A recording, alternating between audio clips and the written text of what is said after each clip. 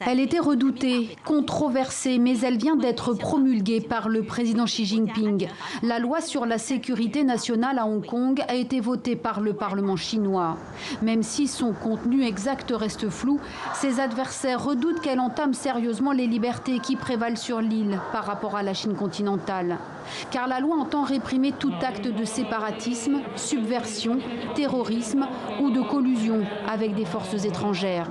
Cette loi est imposée par Pékin, mais la chef de l'exécutif hongkongais justifie la nécessité de légiférer. Devant le Conseil des droits de l'homme de l'ONU, Carrie Lam a exhorté la communauté internationale à respecter le droit de l'île à garantir sa sécurité nationale, sa stabilité.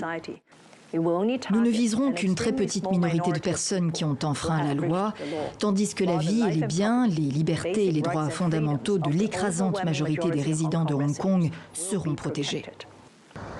Officiellement, la loi n'aura pas d'effet rétroactif, mais quelques heures après son adoption, le parti pro-démocratie, pro-suffrage universel, Demo Sisto, a annoncé sa dissolution.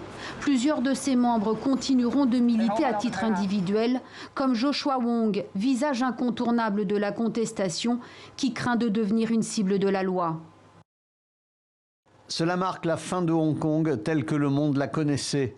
Avec des pouvoirs étendus et une loi mal définie, la ville se transformera en un état de police secrète. À Hong Kong, tous les rassemblements de plus de 50 personnes sont interdits pour cause de Covid-19. Difficile donc pour les manifestants de descendre dans les rues pour défendre leur liberté. Drapeaux et champagne à la main, des partisans de Pékin se sont bien rendus devant le siège du gouvernement. Ils n'étaient qu'une poignée.